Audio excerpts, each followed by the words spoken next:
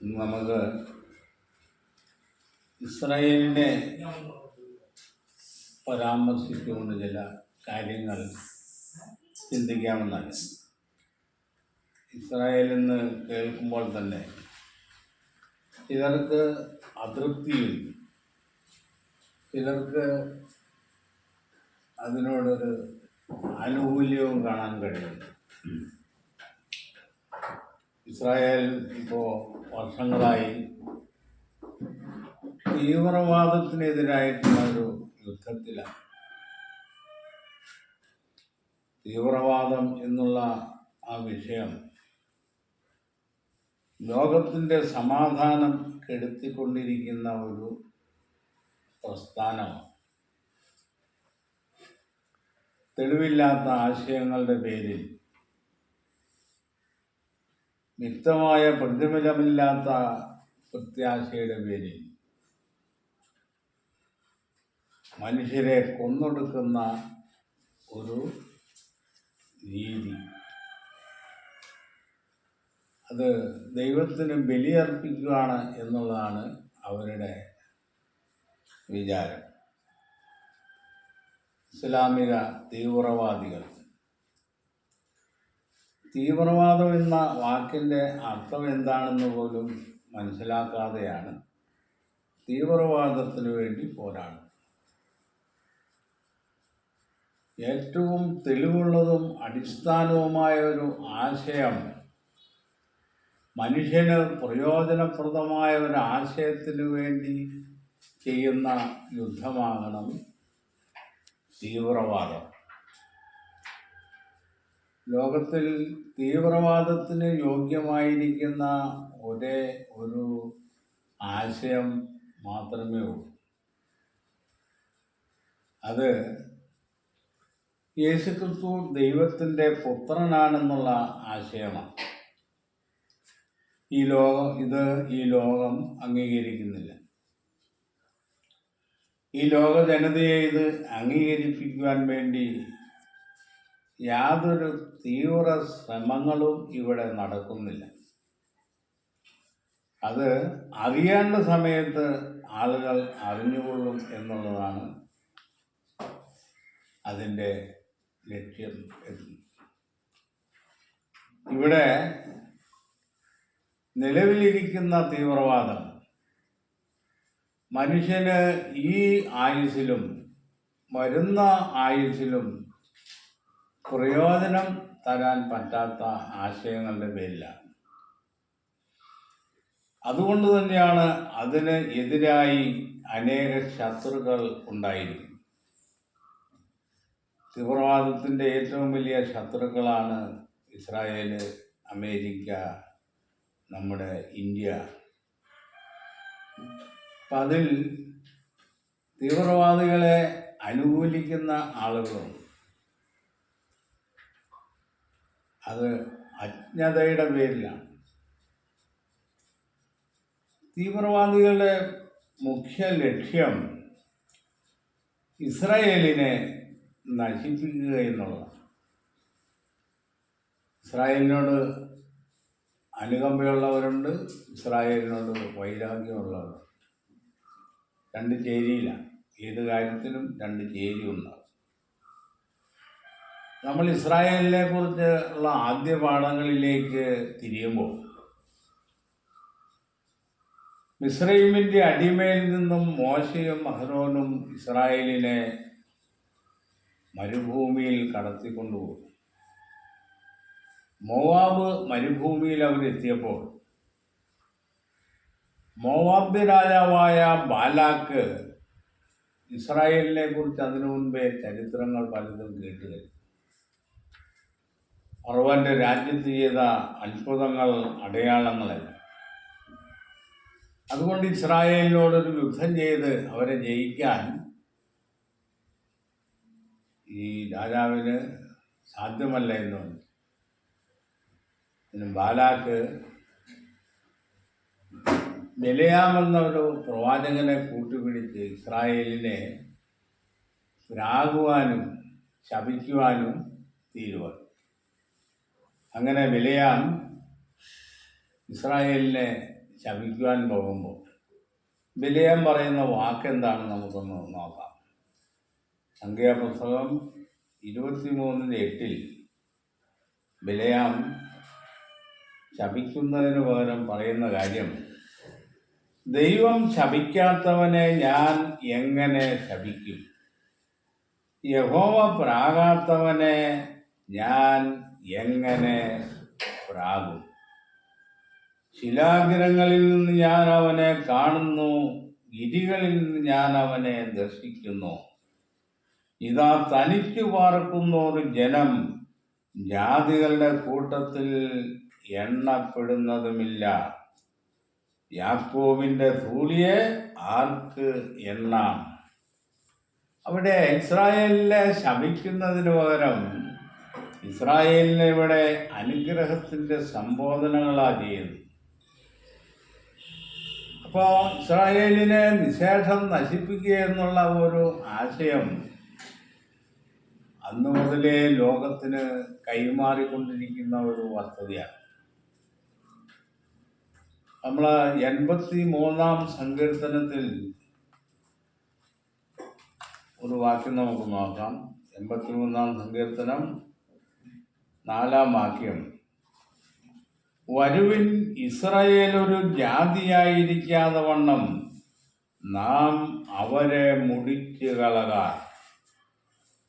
അവരുടെ പേർ ഇനി ആരും ഓർക്കരുത് എന്ന് അവർ പറഞ്ഞു. അവർ ഇങ്ങനെ ഐകമത്യത്തോടെ ആലോചിച്ചു, നിനക്ക് വിരോധമായി സഖ്യത ചെയ്തു. ഇവിടെ ഇസ്രായേലിനും ഇസ്രായേലിൻ്റെ ദൈവത്തിനും വിരോധമായിട്ടുള്ള ജാതികളുടെ ഒരു ആലോചനയെക്കുറിച്ച് അവർ പറയുന്നു. ഫെലിസ്ത്യർ ഇസ്രായേലിൻ്റെ ഒരു മുഖ്യ ശത്രുവാണ്. ഇസ്രായേലിനെ ഉന്മൂലനം ചെയ്യുക എന്നുള്ള ആ ഒറ്റ ലക്ഷ്യത്തിൽ നിന്ന ഫെലിസ്ത്യർ, അവരുടെ ലക്ഷ്യം ഇതായിരുന്നു, ഇസ്രായേൽ ഒരു ജാതിയായി ഭൂമുഖത്ത് അവശേഷിക്കുവാൻ പാടില്ല. എന്നാൽ ദൈവത്തിൻ്റെ നിർണയപ്രകാരമുള്ള രാജാവായിരുന്ന ദാവീദ്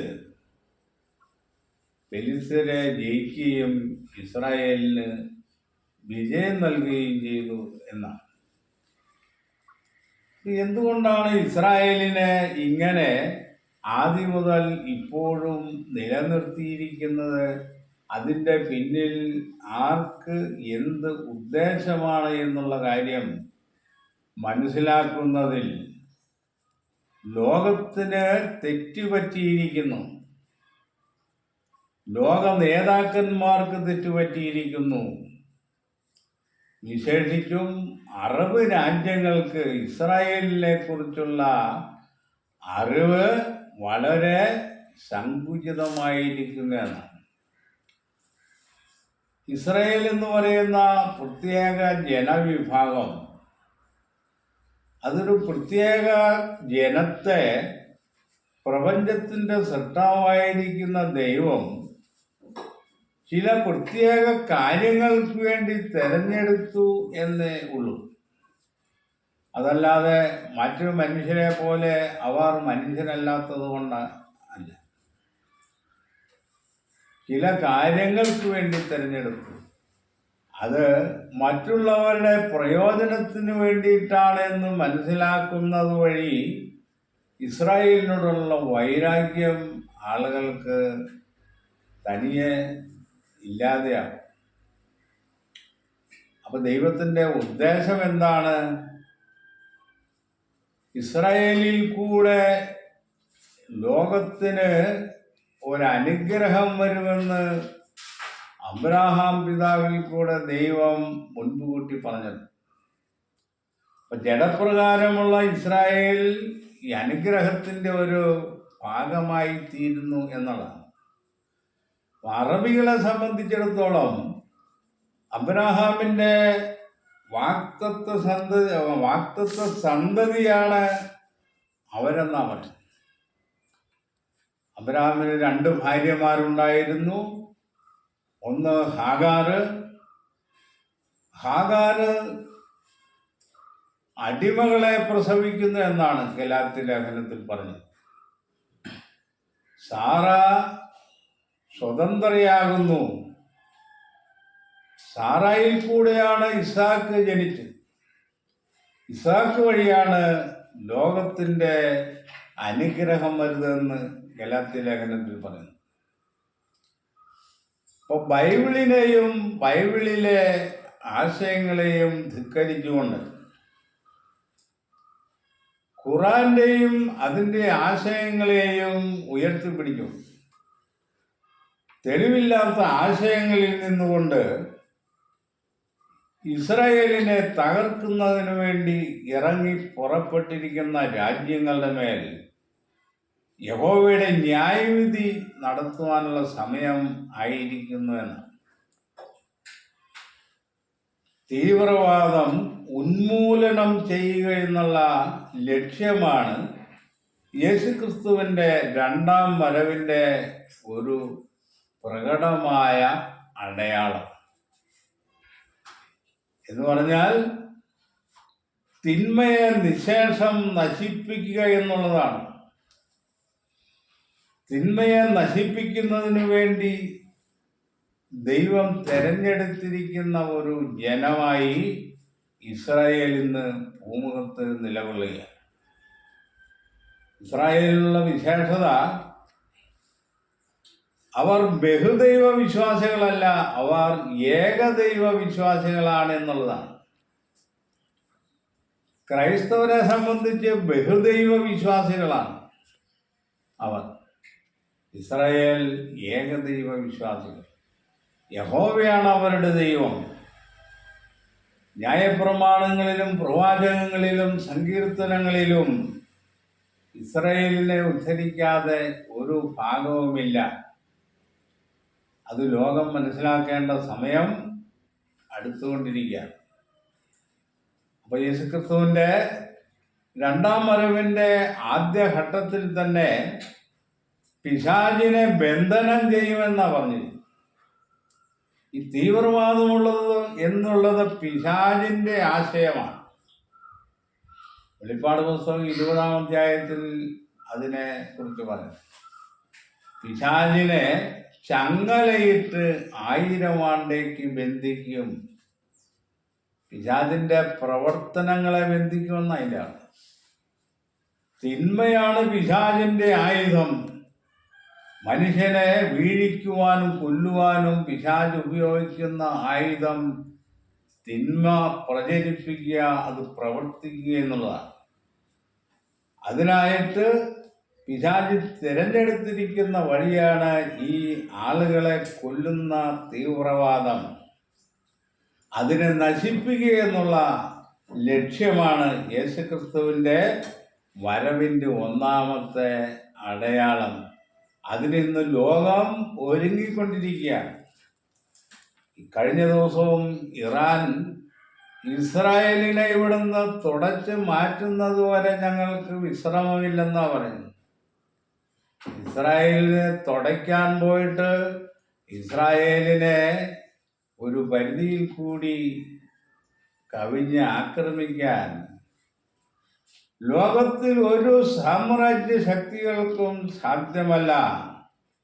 അങ്ങനെ ആയാൽ ദൈവത്തിൻ്റെ വചനത്തിൽ നമുക്ക് പല കാര്യങ്ങളും അവിശ്വസിക്കാനുള്ള സാഹചര്യം ഉണ്ടാകുന്നതാണ്. ദൈവം യഹൂദയിൽ പ്രസിദ്ധനാകുന്നു, അവൻ്റെ നാമം ഇസ്രായേലിൽ വലിയതാകുന്നു, അവൻ്റെ നാമം ഇസ്രായേലിൽ ശ്രേഷ്ഠമായിരിക്കുന്നു എന്നാണ്. അപ്പോൾ ഈ സംരക്ഷണം ഇസ്രായേലിന് എക്കാലത്തും മേലിൽ നിന്നുള്ളൊരു സംരക്ഷണം ഉണ്ടായിരിക്കും എന്നുള്ളത് എല്ലാവരും മനസ്സിലാക്കേണ്ട ഒരു വസ്തുതയാണ്. ആമോസിൻ്റെ പ്രവചനം 9-ാം അധ്യായം 15-ാം വാക്യം, ഞാൻ അവരെ അവരുടെ ദേശത്ത് നടും, ഞാൻ അവർക്ക് കൊടുത്തിരിക്കുന്ന ദേശത്ത് നിന്ന് അവരെ ഇനി പറിച്ചു കളയുകയുമില്ല. എന്ന് നിന്റെ ദൈവമായ യഹോവ അരുളി ചെയ്യുന്നു. ഇവിടെ ദൈവത്തെ ചോദ്യം ചെയ്യുവാനാണ്, ഇസ്രായേലിന്റെ ദൈവത്തെ ചോദ്യം ചെയ്യുവാനാണ് ആളുകൾ ഇറങ്ങി പുറപ്പെട്ടിരിക്കുന്നത്. അത് പരാജയപ്പെടുകയുള്ളൂ. മനഞ്ഞിരിക്കുന്നത് മനഞ്ഞവനോട് നീ എന്നെ ഇങ്ങനെ സൃഷ്ടിച്ചതെന്തെന്ന് ചോദിക്കുമോ? യഹോവയുടെ അധികാരത്തിനും പ്രവർത്തനങ്ങൾക്കും അതിന് വിപരീതമായിട്ടുള്ള ചോദ്യങ്ങളും പ്രവർത്തനങ്ങളും ഒന്നും ഒരു കാലത്തും നിലനിൽക്കുന്നു. ഇസ്രായേലിൻ്റെ പല ശിക്ഷാഘട്ടങ്ങളിലും അവരെ ദൈവം സംരക്ഷിച്ച് ഇന്നവരെ നിലനിർത്തിയിരിക്കുന്നത് യേശുക്രിസ്തുവിൻ്റെ രണ്ടാം വരവിൻ്റെ പ്രാരംഭ നടപടികൾക്കായിട്ടാണ് എന്ന് ലോകം മനസ്സിലാക്കിയാൽ ഈ വലിയ പ്രശ്നങ്ങൾക്ക് ഒരു പരിധി വരെ ശമനമുണ്ടാകും. അതുകൊണ്ട് ദൈവരാജ്യ സ്ഥാപനത്തിൻ്റെ കാലത്ത് നമ്മൾ എത്തിയിരിക്കുന്നു. ഈ ലോക സാമ്രാജ്യങ്ങളുടെയും ശക്തികളുടെയും ഭരണങ്ങളുടെയും കാലം അവസാനിച്ചു കൊണ്ടിരിക്കുന്നു. ഇത് വിശുദ്ധ തിരുവെഴുത്തുകളിൽ പ്രവാചകന്മാർ പറഞ്ഞിരിക്കുന്ന ആശയങ്ങളുടെ അടിസ്ഥാനത്തിലുള്ള ഒരു നിരൂപണമാണ് നമ്മളിവിടെ ചെയ്തുകൊണ്ടിരിക്കുന്നത്. അതുപോലെ എല്ലാവരും ഇസ്രായേലിലേക്ക് ശ്രദ്ധ തിരിയണം. ഇസ്രായേലിനെ പ്രാകുവാനും ഇസ്രായേലിനെ നശിപ്പിക്കുവാനും തുനിയുന്നവർ അവർ തങ്ങൾക്ക് തന്നെ ശീഘ്രനാശം വരുത്തും എന്ന് അറിഞ്ഞുകൊള്ളുന്നത് വലിയ ഒരു കാര്യമായിരിക്കും എന്നാണ്. ഈ വിഷയത്തെക്കുറിച്ച് ഒരുപാട് പറയേണ്ട കാര്യങ്ങളുണ്ട്. എന്നാൽ കൂടുതലായ കാര്യങ്ങളിലേക്കൊന്നും ഇപ്പോൾ പ്രവേശിക്കുന്നില്ല. ഇനി അവരെ സ്വദേശത്ത് നിന്ന് പറിച്ചു കളവാനോ ഉന്മൂലനം ചെയ്യുവാനോ ഒരു ശക്തിക്കും സാധ്യമല്ല. അതിൻ്റെ പേരിൽ നീരസം കൊള്ളുന്ന ശക്തികൾ, പ്രസ്ഥാനങ്ങൾ അവർ യഹോവയുടെ ശത്രുക്കളാണെന്ന് കാണുവാനേ ബൈബിളിന് കഴിയുള്ളൂ. ഇത്രയും പറഞ്ഞുകൊണ്ട് ഈ വിഷയം അവസാനിക്കും.